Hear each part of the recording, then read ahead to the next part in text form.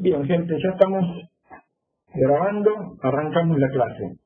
Segunda clase, segunda teoría de dinámica de fluidos. Nos queda una más para el lunes que viene y después algunos temas adicionales para el miércoles. Pero esto es parte del corazón de dinámica de fluidos. La clase anterior vimos todo este sector del temario. Hablamos del tensor de esfuerzos viscosos, del tensor de tensión, de la ley de Newton, de viscosidad. Hablamos algo de unidades de viscosidad, hablamos de fluidos newtonianos, no newtonianos, y ahora tenemos que ir para este lado, para el lado de la ecuación del movimiento. La semana que viene vamos a hablar algo de régimen transitorio y de flujo o fluidos ideales. Sí. En otra materia que hay los lunes nos dijeron que no se dictan clases por el Día del Estudiante. Nosotros tenemos igual. No, tenés razón, José. Decir, el lunes es el Día del Estudiante, esto lo vamos a hacer miércoles y viernes. Menos mal que me hiciste acordar, José. Es el Día del Estudiante, por favor, me olvide. Es terrible, aprovechen sus últimos años de Día del Estudiante. No les quedan muchos, aprovechenlos, disfrútenlos, que son sin duda especiales y se extrañan horrores. Perdón. Gracias, José, por... No, José, ¿cómo te van a quedar 6? En 3 años estás mandando currículum. Gente, entonces, el miércoles que viene vamos a empezar con algo de flujo o fluidos ideales y algo de flujo transitorio. Yo ya estoy armando estas clases, estoy laburando bastante, y después ya vamos a terminar acá, en ecuación de energía mecánica. Pero hoy vamos a pegar todo ese saltito. Ecuación de movimiento para fluidos newtonianos, ecuación de Navier-Stokes y ecuación de energía mecánica, ¿sí? Es decir, la parte de transitorio y de fluidos ideales la dejamos para el miércoles y después vamos a ver cómo resolvemos problemas de dinámica de fluidos en régimen turbulento, ¿sí? Recién ahí empezaríamos a salir de esta unidad 4, que es una unidad sin duda larga, intensa. Vamos por este lado con la clase de hoy. Espero que sea un poco más corta que la clase del miércoles, que los cansé bastante. Bueno, la clase anterior habíamos trabajado con el desarrollo de la ecuación de movimiento, es decir, un balance microscópico de cantidad de movimiento. Y a partir de ahora ya, con lo que conocemos, vamos a trabajar con la ecuación de movimiento basada en el tensor de tensiones o la ecuación de movimiento basada en el tensor de tensiones viscosas y desdoblando la parte fluidostática, los esfuerzos de presión fluidostática en otro término. ¿Sí? Cualquiera de las dos formas son las maneras en las cuales nos vamos a referir o nos podemos referir a la ecuación de movimiento. ¿Sí? La cuestión va a ser la siguiente. Es bastante sencillo resolver esta expresión para flujo laminar. Van a ver lo complicada que se hace la resolución de este término de la ecuación de movimiento para flujo turbulento. ¿Sí? Por eso hasta ahora, y desde que empezamos con la unidad 4, estamos repitiendo una y otra vez que lo que estamos viendo es para flujo laminar. Este término, el cálculo de este término se va a complicar muchísimo para flujo turbulento. ¿Hasta acá estamos de acuerdo? Si viera estas expresiones y dijera, gente, ¿desde qué punto de vista están expresadas estas ecuaciones genéricas? Alguien me pregunta, esperen que voy a poner para ver el chat. Leandro me pregunta si el tau no era un tensor. Tenemos un tau derechito, por decirlo de alguna forma, y un tau cursivo. Tanto este como este son tensores. ¿Sí? Este, que es el tensor general de tensiones, es sin duda un tensor de orden 2. ¿Sí? Esto resulta. Este es una parte particular de este tensor, que es el tensor de fuerzas viscosas. Pero sigue siendo un tensor. Este tau es un tensor. No sé si lo dije de otra forma, si por ahí me equivoqué, pero este tau es el tensor de fuerzas viscosas. Estos dos términos generan esto. ¿Se acuerdan que ya hablamos un poco de por qué los menos? ¿Sí? Pasa que en la fórmula, ahí que aparece en la filmina, parece que hay una sola línea abajo del tau, y en realidad, si lo ven, yo tengo impresión y se ven dos, pero ahí parece que es una sola, por eso ahora me la pregunta. Por ahí viene la duda de Leandro, bien, Leandro. Yo tengo la filmina bien extendida en toda la pantalla, y son dos rayitas, claro. Por ahí en la impresión a ustedes le queda una sola rayita, ¿no? Pero bien. Leandro, mil gracias por avisar, porque por ahí esas dudas les quedan, y yo sigo hablando y ustedes me dicen que sí, como a los locos, y esa no es la idea. Pregunta de final. Las expresiones, estas dos expresiones de la ecuación de movimiento, ¿están en relación a un punto de vista euleriano o lagrangiano?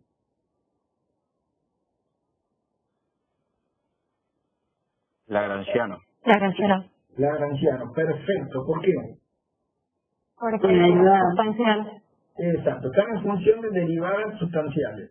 Si estas expresiones me dicen qué variación de la velocidad con el tiempo, en realidad qué variación de la cantidad de movimiento con el tiempo se ve si viajo en el campo de velocidad del fluido, ¿sí? Esa es la idea, son derivadas sustanciales.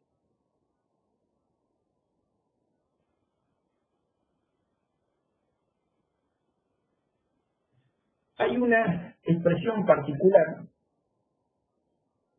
para la ecuación de movimiento, que es una ecuación que utilizamos para resolver problemas donde el fluido es un fluido perfecto. Ustedes me dirán, Julio, ¿qué es un fluido perfecto? En realidad es un fluido de viscosidad nula o despreciable. Esa es una posibilidad. En un fluido de muy baja viscosidad, lo consideramos fluido perfecto. No sé por qué se le dice perfecto, porque a veces en algunos libros muy viejos se lo asociaba con flujo invícido, es decir, sin viscosidad, entonces se lo asociaba con un flujo sin roce. Actualmente la forma de definir el alcance de la ecuación de Euler es hablar de fluido perfecto. Me parece que es una mala traducción, pero estamos hablando de fluido de viscosidad nula o muy despreciable, perdón. Acá no tenemos efectos de fricción.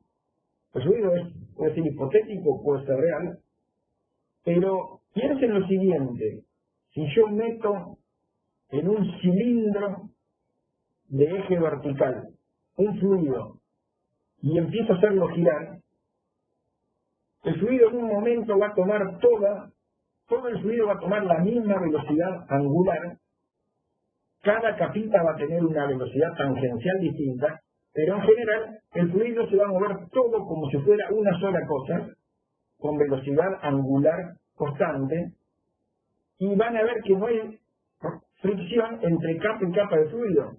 Entonces, aún para agua, aún para cerveza, aún para mayonesa, si eso lo meto en una especie de coinor sin agujeritos en los costados y lo hago girar, vamos a ver que entre capa y capa no tengo fricción, no tengo roce. Entonces, cuando a la ecuación de Euler le saco el término que tiene el tensor de fuerzas viscosos, es decir, el término que tiene el tau cursivo, y insisto, cuando la ecuación clásica, la ecuación general de movimiento, le saco el término que contiene al tensor de fuerzas viscosos, la ecuación se convierte en la ecuación de Euler. Pero no es otra ecuación, es un caso particular de la misma ecuación. Entonces, ustedes agarraban la ecuación de continuidad, que era un balance microscópico de masa.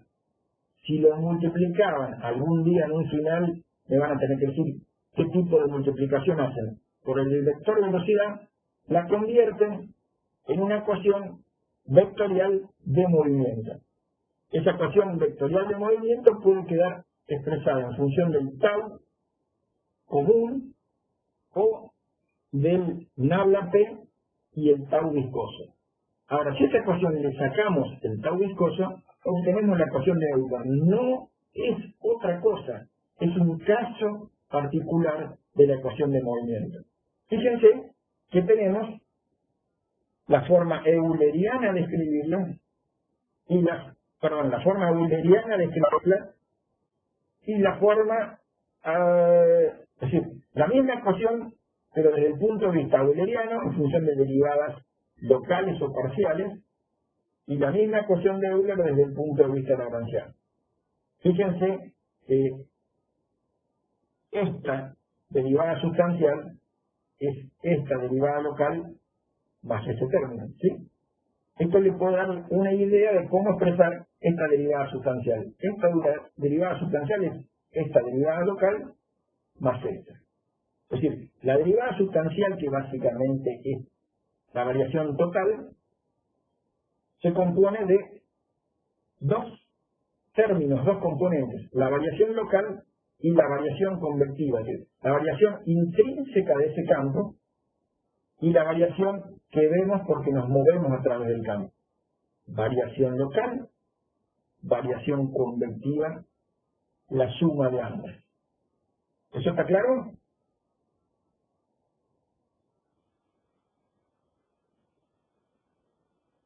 Sí. ¿Estamos bien? Llevamos 11 minutos. Seguimos. Ustedes van a ver que hay un montonazo de filminas que se repiten una y otra vez en cada teoría, una y otra vez en cada práctica.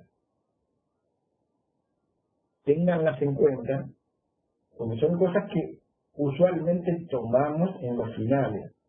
Es decir, esta filmina, desde el punto de vista lagrangiano y desde el punto de vista euleriano, creo que es la cuarta vez que aparece en una clase. Si ustedes van a un final y le preguntamos desde el punto de vista lagrangiano y desde el punto de vista euleriano y no le sale, es como que esa preguntita es una preguntita filtro, se terminó el final. Vayan tomando nota, vayan teniendo en cuenta, en consideración, todas aquellas cosas que repetimos una y otra vez. Si las repetimos más de 3 veces, esta en este caso 4, y si las preguntamos en un final y no las saben, les pedimos 1000 disculpas, pero el final se termina ahí. ¿Ah? Fíjense en todo esto. Hablar del sistema lagrangiano, hablar del sistema euleriano, hablar de trayectoria, hablar de líneas de corriente. Nos vamos a cansar de repetir este tema, pero se supone que lo tienen que saber sí o sí en un final. Bueno, la ecuación de movimiento no tiene en cuenta, en principio, la rheología de los fluidos, porque está en función de las componentes del tensor esfuerzos viscosos.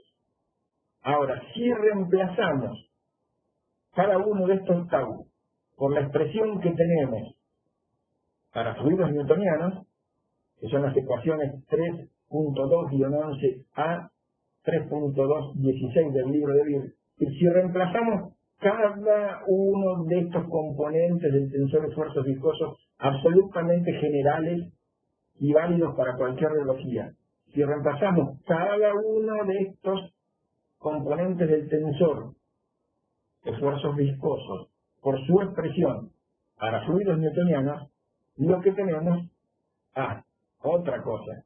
¿Cuántas veces hemos repetido esta filmina?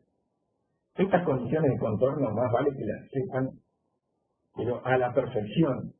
El otro día un compañero de ustedes, buen tipo, buen estudiante, un tipo aplicado, la pregunta inicial del final fue relacionada con las condiciones de contorno de un problemita así, se equivocó y se terminó el final.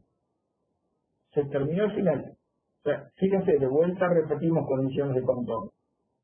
La cuestión es la siguiente: cuando pasamos de expresiones genéricas para cualquier rheología a las expresiones en función de la rheología newtoniana, la ecuación de movimiento se complica un poquitito más deja de estar en función de derivadas parciales de el tau con respecto a la posición y queda en función de derivadas segundas de la velocidad con respecto a la posición dos veces.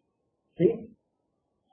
Entonces, esta nueva forma de expresar la ecuación de movimiento solamente válida para fluidos newtonianos, únicamente válida para fluidos newtonianos, esta nueva forma de ver la ecuación de movimiento para fluidos newtonianos con viscosidad y densidad constante es lo que nosotros llamamos, tengamos paciencia, ya llegamos, ecuación de Navier-Stokes. ¿Sí? Pero no vean que la ecuación de movimiento es una cosa, la ecuación de Euler es otra cosa y la ecuación de Navier-Stokes es otra cosa. Es todo lo mismo y hay un hilo que une a todas estas expresiones. Balance microscópico de masa es la ecuación de continuidad. Multiplico por el vector velocidad y obtengo la ecuación de movimiento. Si saco el término de los tau, me queda la ecuación de Euler. Si al término de los tau le meto la radiología newtoniana, me queda la ecuación de Navier-Stokes. Tienden a confundirse, a complicarse, a quedarse así en un final cuando le empezamos a preguntar sobre ecuación de Euler, ecuación de Navier-Stokes. Son todas partes particulares, expresiones particulares de una expresión general que es la ecuación de movimiento, que repito, es un balance microscópico de cantidad de movimiento. Y como la cantidad de movimiento es un vector, tiene tres componentes. ¿Hasta acá venimos? Una pregunta, ¿podrías repetir lo último que dijiste de dónde viene la de Navier-Stokes, por favor? Sí. Usted tiene la ecuación de movimiento, y en la ecuación de movimiento tienen un término vinculado con el nabla tau, el tau cursivo, que tienen un término vinculado con el tensor de esfuerzos viscosos, el tau cursivo. ¿Sí? Dentro de ese término aparecen derivadas parciales de alguna componente del tau con respecto a alguna componente de la posición. ¿Sí? Si ese tau lo cambiamos, por ejemplo, por menos mu derivada de la velocidad con respecto a la posición, esa expresión que me queda de la ecuación de movimiento es solamente válida para fluidos newtonianos. Y esa ecuación se llama de Navier-Stokes. Y pasamos de tener derivadas del tau con respecto a la posición a tener mu por la derivada cuadrática, es decir, la derivada de la velocidad con respecto a la posición dos veces. ¿Sí? Como acá. ¿Eso se entiende? Cuando trabajamos con la ecuación de Navier-Stokes, primero nos tenemos que asegurar que el fluido sea newtoniano, pero además nos tenemos que asegurar tener una cantidad bastante grande de condiciones de contorno con respecto a la velocidad y la posición. ¿Cuánto vale la velocidad en una determinada posición? ¿Eso está claro? Al pasar de una derivada del tau con respecto a x, a pasar una derivada de dx con respecto a x dos veces, ahí tengo que integrar dos veces, necesito dos condiciones de contorno para calcular dos constantes. Entonces, la ecuación de Navier-Stokes requiere de mayores condiciones de contorno, pero todas las condiciones de contorno están básicamente referidas a saber cuánto vale una determinada velocidad en una determinada posición. ¿Sí? Es decir, parece un poco más sencilla la ecuación de Navier-Stokes, pero requiere más pasos de integración. Jimena, ¿eso era lo que me preguntabas? Sí, gracias. ¿Quedó claro? Sí, perfecto. Perfecto. Cualquier cosa me frenan, ¿eh? Bien. Ustedes ya tienen, a esta altura del partido, todas las expresiones de la ecuación de Navier-Stokes. Algunos truquitos matemáticos, algunas cosas de cómo verla. Y acá aparece de vuelta algo que hace unas clases y es complicado. La presión cursiva siempre se calcula como la presión absoluta menos la presión hidrostática o la debida a la atracción de la gravedad. Siempre si a la presión absoluta le resto la presión hidrostática, lo que tengo es la presión cursiva. ¿Sí? ¿Se acuerdan que ustedes me decían, no tengo problema en ver o tener el concepto de presión absoluta, de presión manométrica, me manejo bien cambiando, pasando de unidades de presión, pero todavía no logro entender qué es la presión cursiva? Otra vez aparece la presión cursiva y va a aparecer un montonazo de veces en los problemas de dinámica. No sé si está claro eso. Julio, a mí me había quedado justo con eso una duda de la clase pasada, porque en un momento me dijiste que la componente estática más la componente dinámica iba a ser igual a la presión absoluta. Pero, bueno, la componente estática generada por la presión y la dinámica por el tau, pero no entendía qué valores son los que se usan para calcular la presión absoluta, o si nada más estabas hablando del aporte. Las presiones que aparecen en las ecuaciones de movimiento son presiones absolutas. Estas P son presiones absolutas. ¿Sí? O sea que yo puedo combinar esto. Esto sería el menos nabla P cursiva. Si donde empiezo a restar de una forma o de otra presiones absolutas, donde le empiezo a sacar la componente fluidostática, todas estas cosas, esto sería el menos delta P, el menos nabla P cursiva. Y un fluido siempre genera diferencias de presiones fluidostáticas. Pero si tengo algo más, una bomba, por ejemplo, la presión va a ser mayor que la fluidostática. Entonces, para saber qué presión es la que está entregando la bomba, a la presión absoluta le resto la presión hidrostática, y eso es lo que entrega la bomba en sí. Todavía, claro, sí, la componente dinámica, digamos que está relacionada con un tau. Era lo que no me había quedado claro de la clase pasada. La cuestión es la siguiente, ¿sí? La componente fluidostática está siempre, se mueva el fluido o no se mueva el fluido. Cuando el fluido se empieza a mover, además aparece un nuevo tensor y la componente de la diagonal de ese tensor está vinculada también con esfuerzos normales, que a veces los llamamos dinámicos, ¿sí?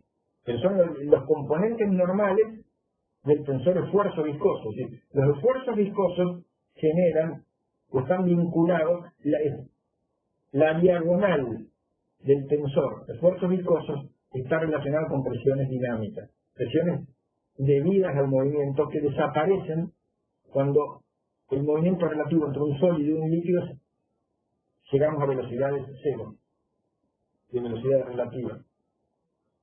Todavía les va a costar madurar el concepto de presión cursiva.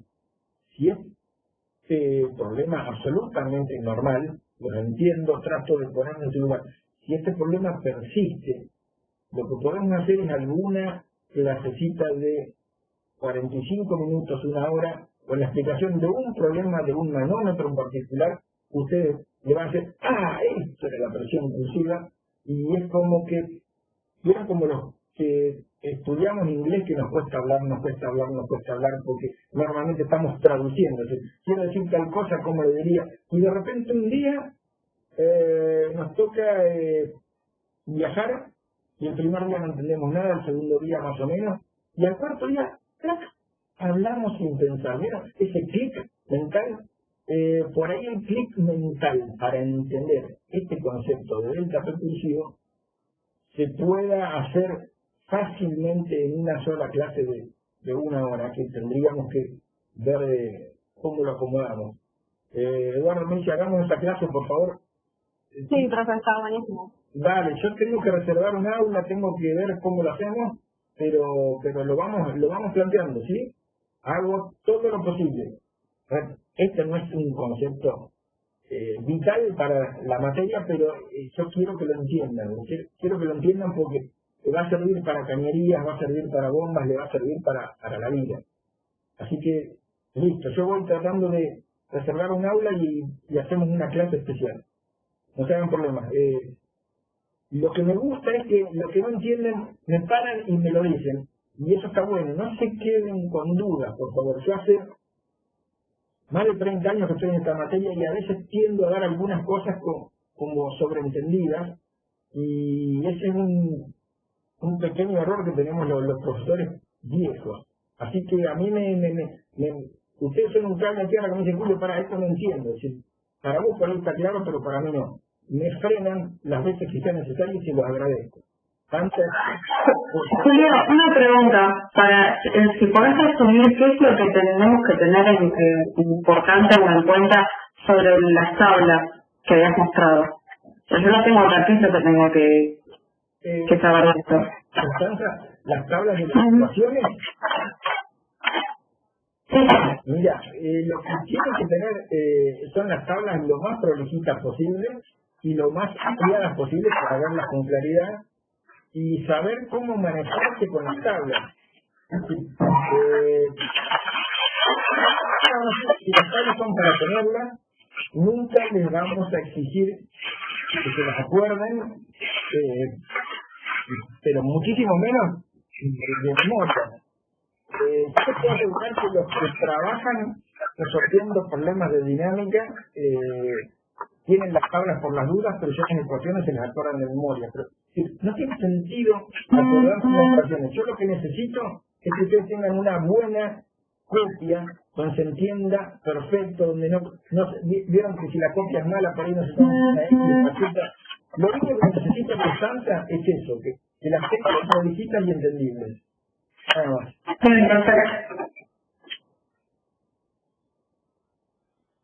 Bien.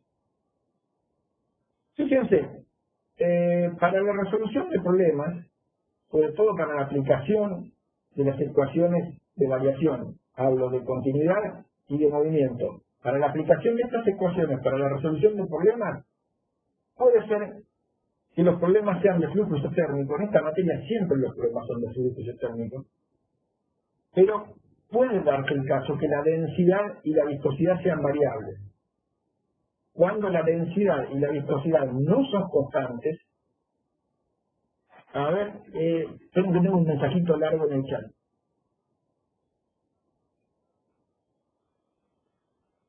Les paso. Para todos.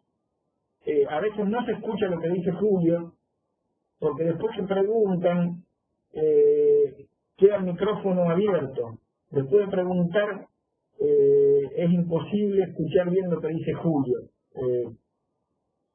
No sé ni de dónde viene, no importa, pero por las dudas, sí, cuando nos conectamos con audio, abrimos y cerramos porque le viene todo el eco a todo el mundo. Está entendible lo que ponen. Volvemos al caso. Problemas de flujo isotérmico, pero cuando la densidad y la viscosidad varían, recuerden que la densidad y la viscosidad pueden variar con la temperatura y con la presión. Para problemas de flujo isotérmico, la densidad y la viscosidad todavía son variables porque dependen de la presión. Para esos casos, tenemos que tener la ecuación de continuidad, la ecuación de movimiento y después ecuaciones de estado para relacionar la densidad con la presión y ecuaciones para relacionar la viscosidad con la presión. Si a todo esto le agregamos condiciones iniciales, límites, condiciones de contorno, con eso podemos resolver el problema. Los problemas más elementales son aquellos donde la densidad y la viscosidad son constantes, como la mayoría de los casos que tienen en esta guía. Entonces acá, con solo tener la ecuación de continuidad, la ecuación de movimiento o de Navier-Stokes, en este caso, las condiciones iniciales, límite de contorno, listo, ya está. Pero piensen que puede darse aún en flujo isotérmico la posibilidad de vincular las ecuaciones que ustedes tienen con ecuaciones de estado para la densidad y ecuaciones para vincular la viscosidad con la presión. ¿Sí? Bueno, vamos a resolver otro problemita más. Si se fijan de a poquito, vamos a terminar resolviendo al menos 3 o 4 problemas de dinámica dentro del marco de la teoría. Este problema está en el libro de Bird y habla de un flujo desarrollado, laminar, descendiente, de un fluido newtoniano por un tubo. Es decir, el tubo es la parte de afuera. Lo que está graficado en el libro de Bird es una pequeña porción de fluido. Ustedes a veces tienden a confundir con un caño adentro de otro caño. Pero acá no, lo que está en oscuro y rayado es la pared del caño por donde circula el fluido de arriba hacia abajo. Y esto que está punteado y con un gris muy tenue es una porción de fluido. Toma una capa circular de fluido como para el estudio. ¿Hasta acá me siguen? Fíjense, tomamos coordenadas cilíndricas, obviamente estamos en un tubo cilíndrico. Trabajar acá en coordenadas rectangulares o cartesianas sería bastante complicado. Tomamos coordenadas cilíndricas, R, y una de las cosas que ustedes tienen que ver, a veces les pasa que en los nervios de un parcial, y qué sé yo, me dicen para qué lado los R son positivos. Sáquense de la cabeza ese concepto cartesiano. R siempre es positivo, y R puede ir para este lado o para este lado. Cuando hablamos de R, no hablamos de R positivas o R negativas, hablamos de R chicas o de R grandes, pero acá no es que X va positivo para un lado y negativo para el otro. R siempre es positivo. Tenemos Z y tenemos un θ que es con lo que pegaríamos toda la vuelta de 2π. El radio del cilindro es este R grande. Vamos a trabajar para un fluido newtoniano de densidad y viscosidad constante y vamos a considerar que el fluido cae unidireccionalmente, con una sola componente de velocidad, que es la componente Z. Sería un caso bárbaro, que pocas veces en las cañerías el fluido viene dando vueltas y tenemos más de una componente. Pero vamos a idealizar absolutamente todo. Hay fluidos circulando, no me especifican si es por gravedad o por algo más. Hay fluidos circulando desde arriba hacia abajo, el fluido es newtoniano, el flujo es unidireccional, es desarrollado, es laminar, no hay componentes de la velocidad radial y no hay componentes de la velocidad en θ. Esto son velocidades tangenciales y no son velocidades angulares. Tengan cuidado, siempre las velocidades que aparecen, las componentes de velocidad que aparecen en las ecuaciones de variación son velocidades lineales, nunca son velocidades angulares. ¿Se entiende cómo es el caso? Escucho. Sí, se entiende. ¿Sí? Sí, perfecto. Bien, seguimos. Hay fluido newtoniano circulando en flujo desarrollado, laminar, descendente, sin componentes radiales ni componentes tangenciales, por el interior de un tubo cilíndrico. Si aplico la ecuación de continuidad, tacho la derivada de la densidad con respecto al tiempo porque la densidad es constante, tacho este término porque no hay dr, tacho este término porque no hay dθ, y me queda que la derivada parcial con respecto a z del producto densidad por dz es 0. Como la densidad es constante pero es distinta de 0, lo que yo digo es que la derivada de dz con respecto a z es 0, y básicamente esto ya estaba en el enunciado, porque nos decían flujo desarrollado. En flujo desarrollado, la velocidad no depende, la velocidad en z no depende de z, por eso flujo desarrollado. ¿Sí? ¿Hasta ahí me siguen? ¿Fui medio rápido con esto? ¿Quieren que vaya un poco más despacio? ¿Qué significaba flujo desarrollado? Que los perfiles de velocidad no cambiaban más con el tiempo del final. Cuando no hay más variaciones de los perfiles se estabilizan en un determinado formato, se considera flujo desarrollado. La cuestión es la siguiente, si usted tiene una cañería, y la cañería tiene un codo y cambia de dirección, y tiene una válvula, y hay un alto nivel de turbulencia, y después tiene un cañito y otro codo, donde tienen muchos cambios de dirección o muchos accesorios metidos dentro del sistema de cañería, es como que el flujo no se desarrolla. El flujo se desarrolla cuando estamos lejos de las perturbaciones. Si estoy hablando de una cañería, cuando estoy lejos de los cambios de dirección, lejos de las bombas, lejos de los medidores de caudal, lejos de una válvula que regula el caudal. Esto es una parte idealizada de una cañería, lejos de las perturbaciones, que hay aguas arriba y aguas abajo. ¿Sí? ¿Hasta ahí me siguen? Fui muy rápido con la ecuación de continuidad, quieren que vaya un poco más lento. Ustedes me dicen. Yo tomé la ecuación de continuidad en coordenadas cilíndricas y lo que tengo es que la derivada parcial de dz con respecto a z es 0. Agarro las ecuaciones de movimiento y para la variable r lo que tengo es que la derivada parcial con respecto a r es 0. Lo cual es lógico, no hay variaciones de presión en la dirección radial para un flujo axial. Y tampoco hay variaciones de presión con respecto al ángulo para un flujo axial.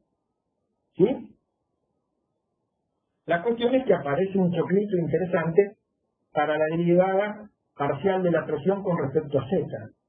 Fíjense lo que era algo lineal y sencillo en cartesiana, como para un caso extremadamente elemental y básico, ya tiene una formita un poco más compleja.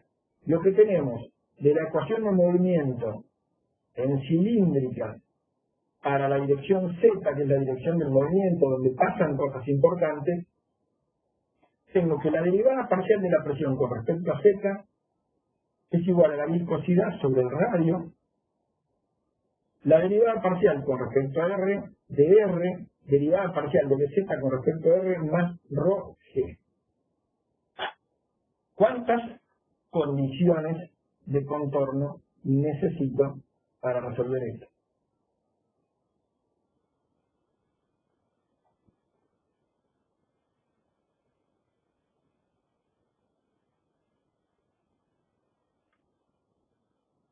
¿Tres? Escuchen, tengo hasta ahora dos oferentes nada más. Agustín, vos decís que es 3. Sí. ¿O te agarró la duda? O 4, no, ahora 4. Una por cada... Una para Z, una para R, una para BZ y una para P. Ah, me mataste. ¿Cuántas derivadas parciales tenemos, Agustín? Perdón, te agarro a vos porque sos el que está hablando. Es horrible por ahí. Perdóname, Agustín, te agarro de conejito de India. ¿Cuántas derivadas parciales tenemos? 3. Bien, ¿cuántas condiciones de contorno tenemos? Necesitaremos. 3. ¿Cuántas veces tengo que integrar? 3. ¿Cuántas constantes van a salir? 3. ¿Cuántas constantes? C1, C2, C3. C1, C2, C3. Por cada derivada parcial que ustedes tengan que integrar, va a salir una constante, y para calcular esa constante necesito una condición de contorno. Acá tenemos 3 derivadas parciales. Una derivada parcial de la presión con respecto a z. Entonces yo cuando integre voy a tener que saber que la presión en tal lado vale tanto. Después tengo una derivada parcial con respecto a r de un choclito. Y ahí es un poco más difícil visualizar en primera instancia qué corno uso de condición de contorno. Y después tengo, sí, una derivada parcial de BZ con respecto a R. Entonces yo voy a tener que decir, la BZ vale tanto en un R tanto. ¿Hasta ahí me siguen? Pero yo veo 3 derivadas parciales. Entonces, si no tengo 3 condiciones de contorno, no sigo. ¿Eso está claro? Me pasa muchas veces que veo chicos tratando de resolver un parcial y le quedan 4 derivadas parciales, tienen 2 condiciones de contorno y empiezan a laburar y laburar y laburar y se les va el parcial y se les va la hora y Julio, no sé si iterar, si suponer, ¿cuántas derivadas parciales tenés? Tantas. Bueno, ¿tenés tantas condiciones de contorno? No. Y bueno, entonces no podés. Si tienen más condiciones de contorno de las que necesitan, el sistema está como sobredimensionado, está encorsetado. Va a ser difícil hacer que todo calce simultáneamente. Va a ser difícil, pero se puede lograr que todo calce. Ahora, si uno tiene menos condiciones de contorno de las que necesita, el problema se va a complicar mucho. Pero lo primero que tienen que hacer cuando llegan a esta etapa de la resolución del problema es decir, ¿cuántas derivadas parciales tengo? Bien, ¿tengo tantas condiciones de contorno? Sigo. Y si no, voy a tener que hacer algo raro, o entrar en el masomenismo, o decir que sea lo que Dios quiera, y tomo una decisión desesperada. Pero yo necesito 3 condiciones de contorno. Sin pasar de hoja, ustedes tienen las hojas. No me hagan trampa. Permítanme jugar un poco con este tema. ¿Qué condiciones de contorno ustedes utilizarían para este caso?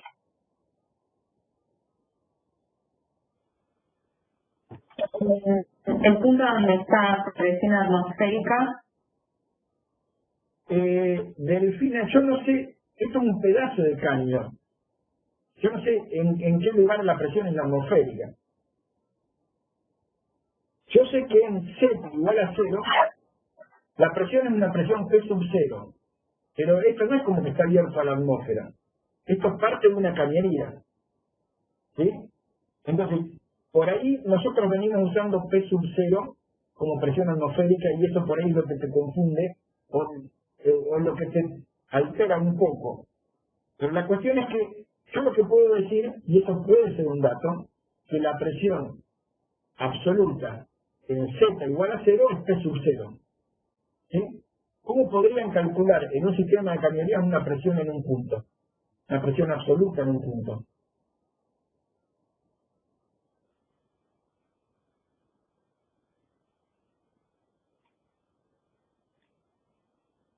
¿Cómo pueden calcular la presión en un punto en un sistema de cañería? Les saqué la absoluta. ¿Cómo podemos calcular la presión en algún punto de una cañería? Con un manómetro. Ahí ponemos un manómetro. Si yo pusiese un manómetro ahí, en Z igual 0, grandro, con la lectura de ese manómetro, ¿cómo puedo calcular la presión absoluta en ese punto?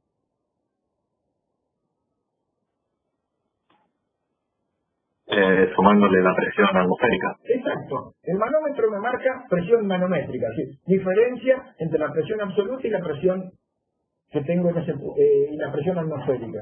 Entonces, si yo en Z igual 0 pongo un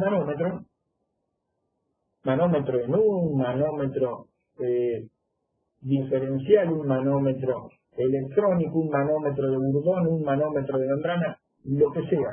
Si en Z igual 0 pongo un manómetro, a esa lectura le sumo la presión atmosférica y tengo la presión en Z igual 0, la presión absoluta. Entonces yo podría decir una condición de contorno, la primera, que en Z igual 0 la presión es P sub 0, ¿sí? Pero no necesariamente P sub 0 es la presión atmosférica. Esto es un pedazo de una cañería. Pero primera condición de contorno, en Z igual 0, la presión es P sub 0. Después veremos cuánto vale. Pero esa podría ser una condición de contorno. ¿Cuál es la segunda condición de contorno que se les ocurre? En la pared del caño la velocidad en Z vale 0. Exacto, la condición de no deslizamiento. En R chico, en R como variable igual a R grande, el radio del caño, dz es igual a 0. ¿Sí? ¿Se acuerdan de eso? Condición de no deslizamiento.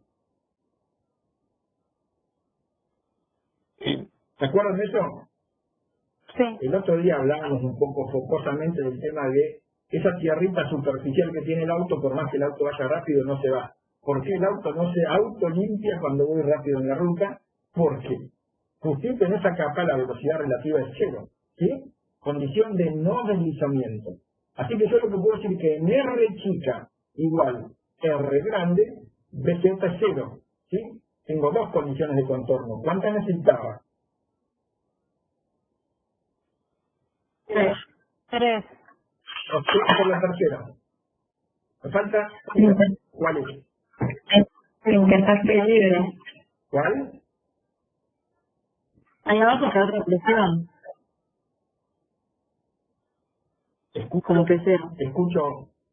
Escucho oferta. No tengo interfase libre acá. Interfase líquido-líquido. Es un solo líquido, no hay una interfase líquido-líquido. Esa rayita en el medio es la rayita que marca el eje axial de coordenadas, pero esto es un único fluido de densidad y viscosidad constante cayendo por un caño lleno. Y aclaro esto. Dame un segundito. Ya volvemos. Todas estas cosas que estamos resolviendo son para cañerías llenas. Hay un montonazo de cañerías para desagüe tanto en las plantas químicas como en las plantas de alimentos, para los cuales estas ecuaciones no sirven. Estamos viendo ecuaciones para cañerías llenas, ¿sí? Y cuando escriban llenas, piensen un cachitito cómo se escribe, ¿sí? Ahí suelen meter la pata los que escriben en castellano, a diferencia de los que escriben en castellano. Por favor, los que escriben bien, ante cualquier duda, googleen la palabra o pongan el corrector, y si les siguen quedando dudas, busquen algún sinónimo que no les genere dudas. Pero para los que escriban mal, recuerden que cualquier documento que van a hacer, cualquier mail que van a mandar, cualquier comunicación que van a mandar como profesionales, la pasan por el corrector de texto. Y si su corrector de texto no les convence y tienen algún amigo medio hincha o que tenga un toque con la gramática, se lo pasan antes de publicarlo, antes de enviárselo a su jefe, antes de enviárselo a un usuario o a un cliente. Ustedes van a ser profesionales, no pueden escribir con faltas de ortografía. ¿Eso está claro? Y recuerden que en Argentina el lenguaje oficial para los documentos es el castellano. ¿Sí? No metan palabras como el setting, en lo online y esas cosas. Busquen la forma de decir esas cosas en castellano. Cuando hacen un informe en castellano, es todo en castellano. No escriban email, pongan correo electrónico, no escriban setting, no escriban online. ¿Eso está claro? El lenguaje oficial para los documentos que ustedes van a hacer para Argentina es el castellano, y escriban, por favor, en castellano. Les hago un cuento sencillito y después volvemos. Nos pasaba con una alumna que escribía muy mal y le decíamos, mira, tenés que tomar cursos de inglés porque tu carrera lo va a necesitar, el ejercicio profesional de tu carrera así lo va a ameritar, pero vas a tener que tomar clases de castellano. Escribí muy mal. No, ingeniero, Al tiempo esta chica se recibió, se fue a trabajar a Madrid y nos escribía mails, y con mi jefe los mirábamos, y un día tuvimos que hacer una cosa insólita. La llamamos por teléfono y dijimos, mira, fulanita, contanos qué necesitas porque no se te entiende lo que escribes. Por favor, que eso no les pase.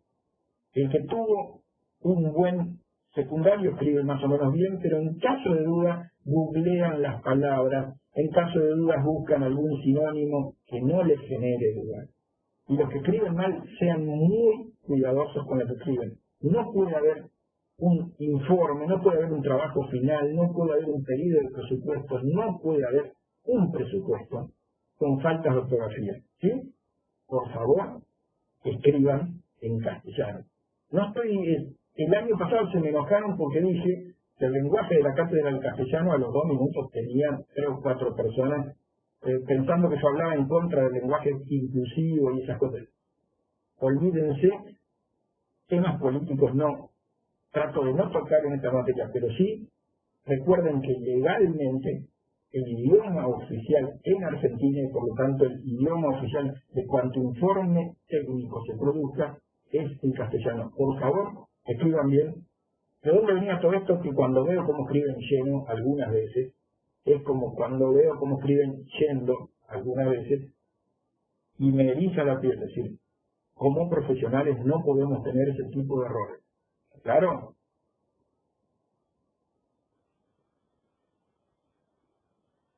¿Seguimos? Seguimos. Bien. Nos faltaba una condición de contorno. ¿Cuál es?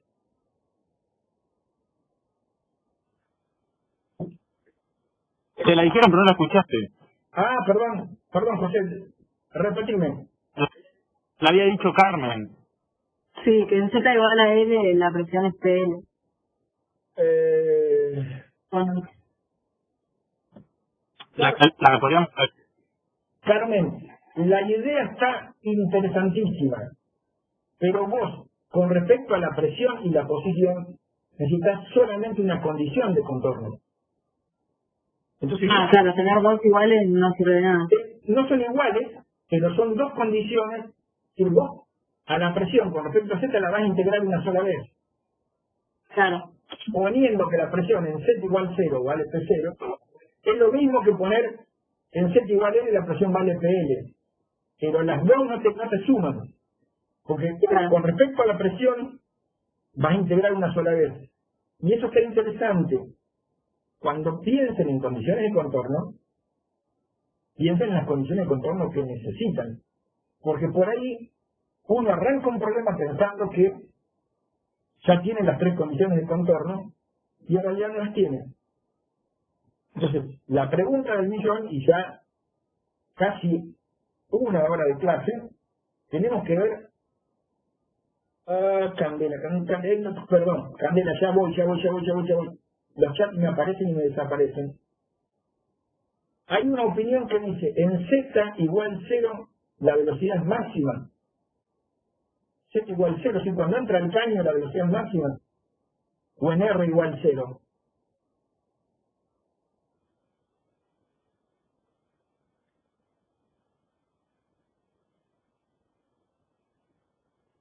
Cande, vos me decís que en R igual 0 la velocidad es máxima, ¿sí?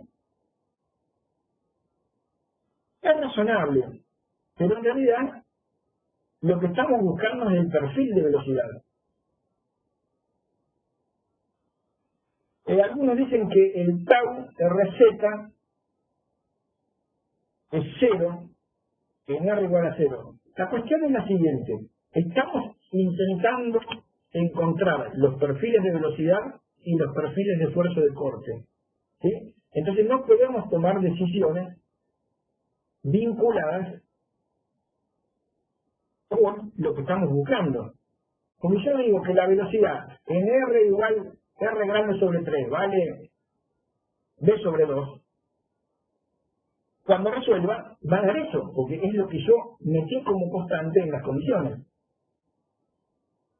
Entonces vuelvo a lo siguiente. Nosotros estamos tratando de encontrar perfiles de velocidad y perfiles de esfuerzo de corte. Y no podemos usar como condiciones de contorno cosas que están presuponiendo el perfil que busco. A no ser que esté absolutamente desesperado. ¿En qué estado estamos? Oye, ¿te puedo hacer una pregunta? ¿Sí?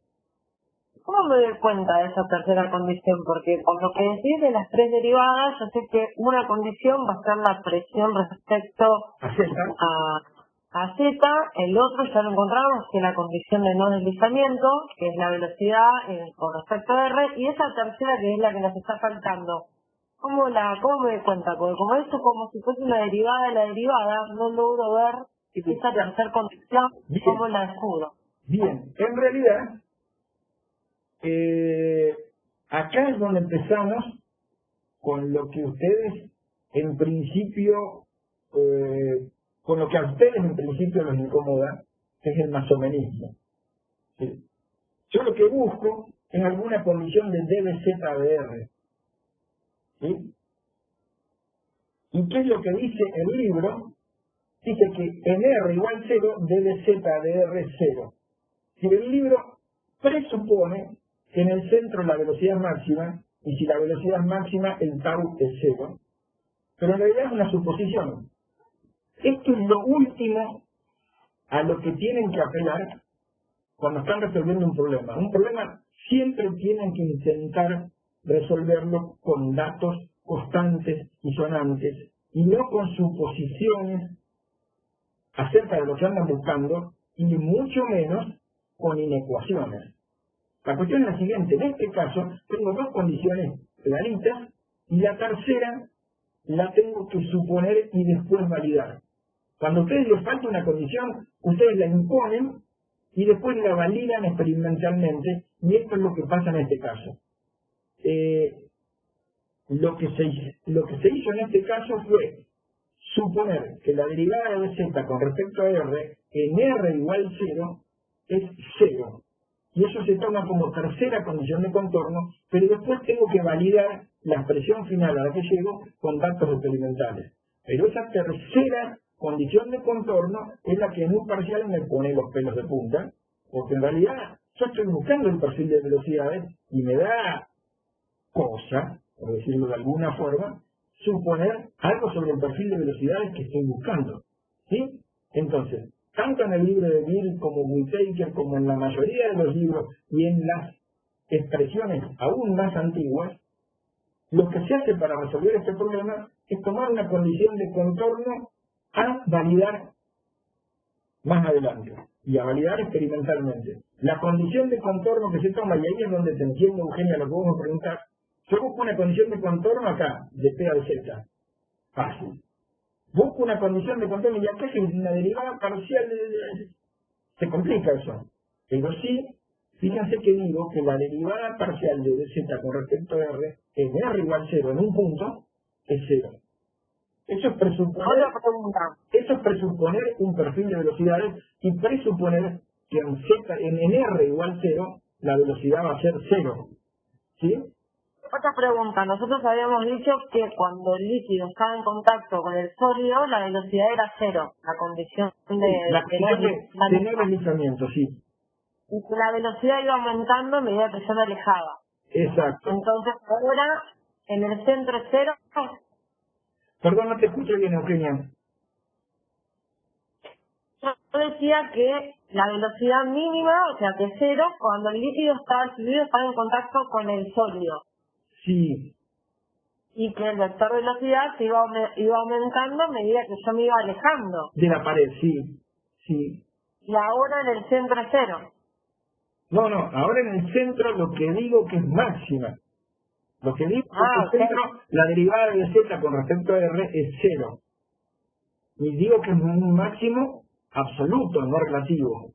Porque a veces cuando yo tengo un perfil lineal de velocidades, la velocidad en un extremo es mínima y en el otro extremo la velocidad es máxima, pero yo asocio acá la velocidad máxima a una derivada de la velocidad con respecto a la posición igual a 0. Una cosa es un máximo absoluto y otra cosa es un máximo relativo. A veces tenemos un valor máximo en un rango de velocidades, pero en este caso yo lo que estoy diciendo es que tengo un máximo absoluto de velocidad en R igual 0, en el centro del cañón, en el lugar más alejado de el freno que dan las paredes. Entonces, es una determinación en cierta forma riesgosa, pero a lo que voy es, fíjense, no quiero que salgan a resolver problemas así, no a lo loco.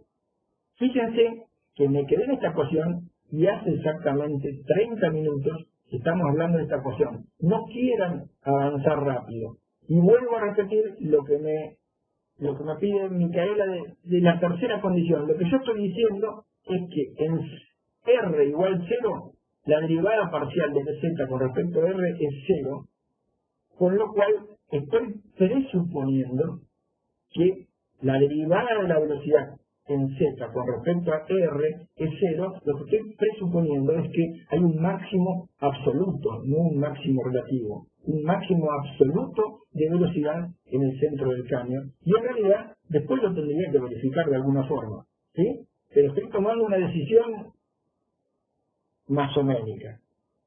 Esas cosas que ahora le dan cierta inquietud, ciertos nervios, van a ver que en el transcurso de lo que les resta de cursar ingeniería, van a ser cada vez más frecuentes. Tengo que tomar algunas soluciones rápidas porque si no, no resuelvo más. ¿Sí? Entonces, la condición es que la derivada con respecto a esto. Una pregunta quería hacerte.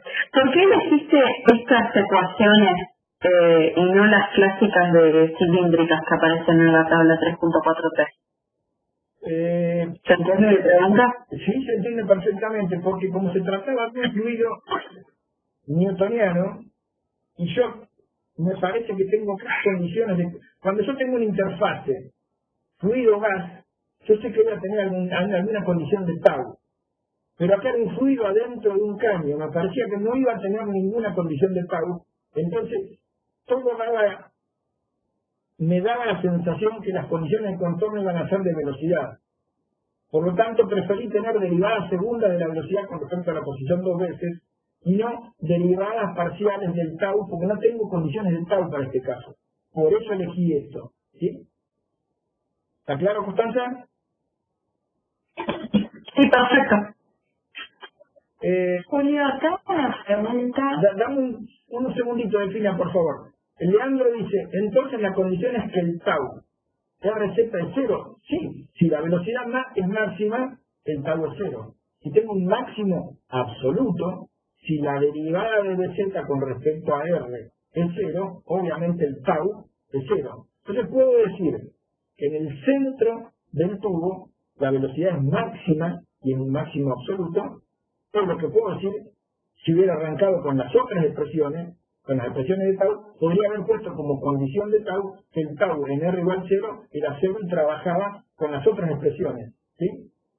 Sí, Delfina, perdón que te corté. Por ahí ya lo dijiste, pero la derivada parcial que es con respecto a tita. No entiendo, no dijimos ninguna condición de contorno ni hablamos de esa. Pero eso me queda, la derivada parcial de la presión con respecto a tita es cero. ¿Sí? A cualquier ángulo, si yo me muevo en un plano horizontal, en cualquier ángulo que yo me mueva a radio constante, no hay cambio de presión. Entonces eso es lo que me dice, que la derivada parcial de la presión con respecto a tita es cero. A un radio fijo, en cualquier ángulo entre 0 y 2t, no hay variaciones de presión.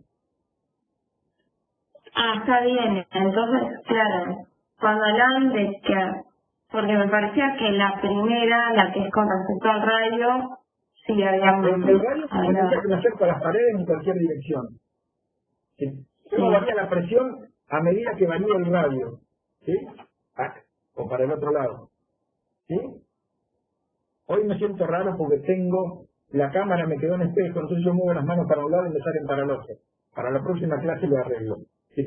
Si yo me muevo del centro hacia las paredes, no noto diferencias de presión cuando me muevo radialmente. Si yo me muevo en este plano y me muevo en distintos ángulos, tampoco noto diferencias de presión. Eso es lo que me da esta presión. No hay variación parcial de la presión con respecto a R, no hay variación parcial de la presión con respecto a tita. No sé si se entendió o los compliqué más.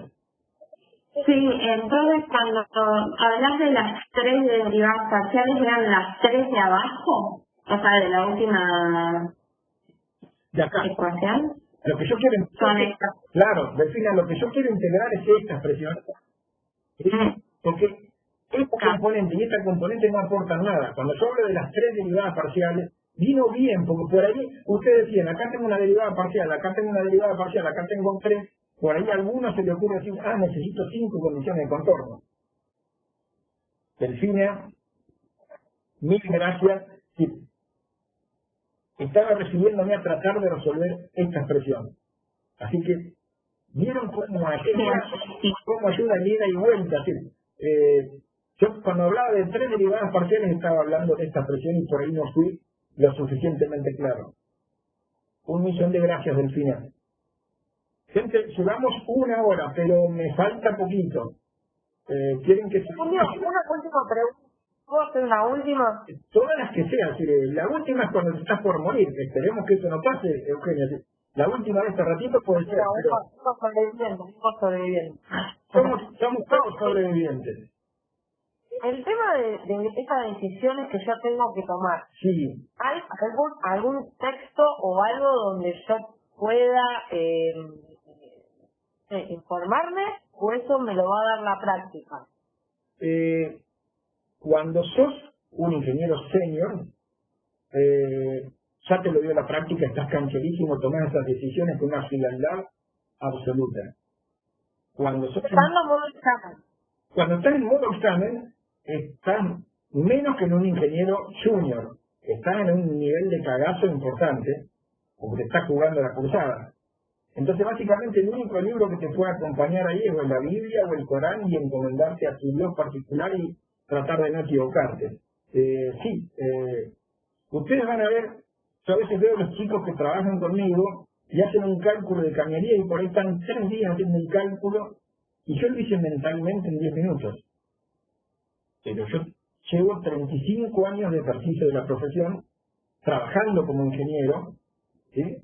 Y los chicos recién entran y Julio, ¿y por qué no me dijiste? No, porque yo quería verificarlo, ¿sí? Quería que ustedes de a poquito dejen de ser junior para ser senior y a la vez yo quiero que ustedes manejen la cabeza. Entonces, yo hago las cuentas, Pero pensando en el examen próximo, pensando, digamos, en el examen que ahora en breve tenemos, para tener esa decisión de yo poder decir, bueno, supongo ¿esto va a ser suficiente resolviendo la guía o hay algo más que yo pueda leer o que recomiendes para que nosotros sepamos? No, que en teoría, con la guía y con el libro de BIR para dinámica y con el libro de Whittaker para fluidostática, tendrían que salir esas decisiones. ¿Sí? Sí. Somos conscientes. Con la Biblia también. El libro que ustedes consideren, qué sé yo, por ahí algunos quieren con el Principito abajo del brazo, ¿sí? Cada uno cree en algo. Pero bueno, es decir, las primeras decisiones son incómodas, sin duda, y entiendo esas dudas que le agarran. Si ustedes lo quisieran ver por escrito, hay algunas cosas, algunas decisiones que van a tener que tomar y rápido, y no son por ahí muy ortodoxas. Esta es la primera materia de ingeniería que ustedes tienen, es la primera materia que tienen con un ingeniero que trabaja ingeniero. Entonces, acostúmbrense que eso va a ser cada vez más frecuente. Ese tipo de decisiones las van a tener que tomar cada vez más seguido. Y nadie se murió por eso, es decir, de a poquito se aprende. Lo que pasa es que cuando ustedes tienen una planta, por encima de ustedes va a haber un ingeniero senior que sabe perfectamente qué es lo que ustedes entienden y qué es lo que ustedes no, y está para verificar su trabajo. Entonces, siempre hay una línea superior de mando que va a verificar lo que ustedes hacen. No se vuelvan locos con eso, ¿sí? Lo que no pueden hacer es mentir con los resultados. Si la ecuación le dio en Newton sobre ñoquis al cuadrado, y ustedes, en vez de decir, me equivoqué en algo, reviso, y ustedes ponen que la ecuación dio Newton, esos errores sí, su ingeniero senior se los va a cobrar y muchísimo, ¿sí?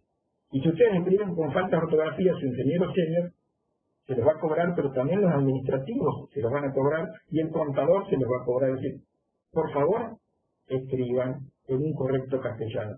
Tenemos unos excelentes procesadores de texto como para tratar de compensar algunos errores de juventud que cuando cursábamos castellano no le dábamos bolilla, pero no escriban con falta de ortografía y no curren resultados. Si les dio mal, mira, hay algo mal, no lo encuentro, dame una semana más de trabajo, hay algo más, lo querés verificar vos, pero en algo le estoy errando, pero no pongan, si ustedes saben que algo está mal, aclaran, no curren en un informe, porque eso es gravísimo a nivel profesional. Bien, vamos a integrar, pongo todo acá. Fíjense, tenía que integrar la derivada parcial de la presión absoluta con respecto a Z, y la tenía igualada a la viscosidad sobre el radio, por la derivada parcial con respecto al radio de R, derivada parcial de Z con respecto a R más GZ. Una de las cosas que hago es este roje pasarlo, restando para el otro lado, y pasar del concepto de derivada parcial de la presión absoluta a derivada parcial de la presión cursiva. ¿Sí? Pequeño curro. Integro. Una de mis condiciones de contorno es que en Z igual 0 la presión es P sub 0, que es la presión cursiva. Que en R igual R grande de Z 0 y que en R igual 0 dB Z a dr es 0. ¿Sí? Esta es la que es absolutamente cuestionable, pero me parece que es la más elegante dentro de todas las cosas que tengo a mano. Integro, no nos vamos a poner en esto, y encuentro el perfil de velocidades y veo que depende de R al cuadrado, es decir, una distribución parabólica de velocidades. Una vez que tengo el perfil de velocidades, una distribución parabólica de velocidades, los perfiles de velocidad se dibujan con flechitas, tengo un máximo, es una derivada de Z con respecto a R, en R igual 0, acá no piensen que esto es la verificación, esto es lo que ustedes impusieron. Teniendo el perfil de velocidades, ustedes pueden sacar la velocidad máxima y la velocidad media, e integrando la velocidad media en el área de flujo, obtienen una expresión para el caudal volumétrico. Esta es la ecuación de Hagen-Poiseuille. La cuestión es la siguiente. Hay infinidad de experimentos que validan esta expresión. O sea, hay infinidad de experimentos que validan que esa suposición de que acá el d de z de r era 0, o que el tau rz era 0, esa suposición riesgosa que ustedes hicieron, después está validada experimentalmente. Y esta es la ecuación de Hagen-Poiseuille. ¿Sí? Hay otras formas de resolver esto, pero no solo es fácil encontrar la distribución de velocidades, sino que es fácil también encontrar la distribución de esfuerzos de corte. Fíjense que en el centro la derivada de z con respecto a r era 0, por lo tanto el tau era 0. El perfil de velocidades era parabólico, el perfil de esfuerzos de corte es lineal. Lisa y sencillamente hay un orden de... Profe, ¿le hago una pregunta? Sí. Porque en Z igual a 0 suponés que es la presión cursiva P0. ¿Por qué no es la presión absoluta? Es un valor que yo impongo. No tengo ni la más pálida idea cuánto vale la presión, pero sé que la podría medir. O en P sub 0 o en P sub L. Entonces digo, bueno, la presión acá vale tanto, porque necesitaba una condición de contorno, pero en realidad, si no es dato, la tengo que medir. O sea, vos suponés que es la presión cursiva. No, yo supongo, Pero podría haber puesto la presión absoluta. lo que pasa es que, como la presión cursiva está muy relacionada con lo que marca un manómetro, ya lo van a ver, a veces es más fácil meter expresión en función de presión cursiva y no de presión absoluta. De hecho, Hagen-Poiseuille lo que hace, lo que pone y lo que se da a conocer es en función de las presiones cursivas, ¿sí? Después ustedes me dirán si Hagen-Poiseuille es un solo señor o si son dos señores. Tengan en cuenta que estas expresiones son muy viejas, que la información técnica viajaba en cartas escritas a mano y que los congresos eran muy escasos. Entonces, a veces había varios grupos de trabajo con una misma temática y a veces distintos grupos de trabajo llegaban casi simultáneamente a las mismas conclusiones. Así que la pregunta mía que les puedo hacer, si quieren para que googleen, si Hagen era un señor y Poiseuille era otro, o si el señor era Hagen-Poiseuille, ¿sí? Eso le va a dar una idea de cuánta antigüedad tiene esta expresión que usamos muy a menudo. Pero eso es fácil, son dos, si no necesitaría tener el guión en medio, ¿no? Si fuera solo un nombre. Opino que estás en lo cierto. Sí. Sí, la respuesta, Constanza, pero bueno, tanto de darle un poco de suspenso. Bueno, perfil de velocidades cuadráticos. Me haces una pregunta, Julio. Perdona, Eugenia, ¿me están haciendo preguntas por el chat? Sí. Ah, perdón. Hagen-Poiseuille es solo para flujo desarrollado. Sí, es para flujo desarrollado porque si rebobinamos, todas las derivadas con respecto al tiempo las hicimos cero. ¿Sí? Hagen-Poiseuille es solo para flujo desarrollado. Y si se fijan,